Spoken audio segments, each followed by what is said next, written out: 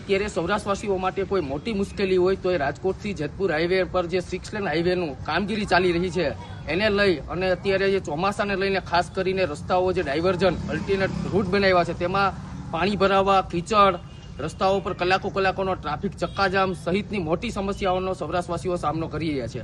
આ રોડ અતિ વ્યસ્ત છે અને દરરોજ લાખો લોકો સૌરાષ્ટ્રને અવરજવર કરવાનો મુખ્ય માર્ગ કહી શકાય। તે માર્ગ ઉપર ખરેખર ખૂબ જ લાખો લોકો અવરજવર કરે છે, ત્યારે જે નેશનલ હાઈવે ઓથોરિટી અને જે કામ કરતી એજન્સી છે તેમણે માત્ર સિંગલ લેનનો ડાયવર્ઝન રૂટ બનાવ્યો છે। એટલે ક્યાંક ને ક્યાંક દરરોજની ઔદ્યોગિક ક્ષેત્રમાં પ્રવાસન વિભાગથી માંડી અને સામાન્ય વાહન ચાલકો માટે કલાકોની ટ્રાફિક ચક્કાજામની સમસ્યાઓ અમારી પાસે રજૂઆતો આવી છે। ખાસ કરીને જે દર્દીઓ સૌરાષ્ટ્રનું કેપિટલ એ રાજકોટ છે અને રાજકોટની અંદર જે નામચીન અનેક મલ્ટી સ્પેશિયાલિટી હોસ્પિટલોની અંદર જે સૌરાષ્ટ્રના અલગ અલગ છેવાડાના જિલ્લાઓમાંથી જે દર્દીઓ આવે એ એમ્બ્યુલન્સમાં આવતા સમયે અહીંયા કલાકો સુધી એમ્બ્યુલન્સો ફસાઈ જાય છે। જે દર્દી માટે એક સેકન્ડ ખૂબ જ મહત્વની હોય એ લોકોને કલાકોના આ એમ્બ્યુલન્સની અંદર ટ્રાફિક ચક્કાજામથી ફસાવાને લીધે દર્દીઓના જીવે જોખમમાં મુકાય છે।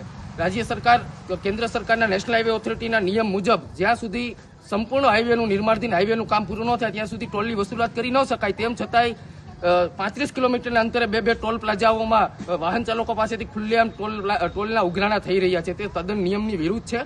અનેક ગ્રામજનોના સરપંચોએ અમારો સંપર્ક કર્યો છે અને સૌરાષ્ટ્રવાસીઓના અલગ અલગ જાગૃત લોકોએ અમારો સંપર્ક કર્યો છે કે રાજકોટની અંદર નેશનલ હાઈવે ઓથોરિટીની ઓફિસ છે, આ જે સંબંધિત વિભાગ છે રાજકોટ કલેક્ટરની અંડરમાં આવે, તો ત્યારે આ લઈ અને કોંગ્રેસ દ્વારા જનહિત એક આંદોલન કરવામાં આવ્યું છે। જનહિત હાઈવે હક આંદોલન આજથી અમે શરૂઆત કરીએ, જેના અમે હેલ્પલાઇન નંબરે શરૂઆત કરી છે। જે અસરગ્રસ્ત ગામોના સરપંચો, અસરગ્રસ્ત જિલ્લાઓના આગેવાનો અમને આ બાબતે ફોટા, વિડીયો અને જે સમસ્યાઓ છે તે અમારા સુધી પહોંચાડશે, તો આવતા અઠવાડિયેથી અમે રચનાત્મક રીતે અલગ અલગ મુદ્દાઓને ધ્યાનમાં લઈ કલેક્ટર, નેશનલ હાઈવે ઓથોરિટી અને જિલ્લા પોલીસ વડાને આ બાબતે ધ્યાન દોરીશું। જરૂર પડે તો કલેક્ટર ઓફિસનો ઘેરાવે કરીશું અને જરૂર પડે તો નેશનલ હાઈવે ઓથોરિટીનો ઓફિસનો ઘેરાવે કરીશું।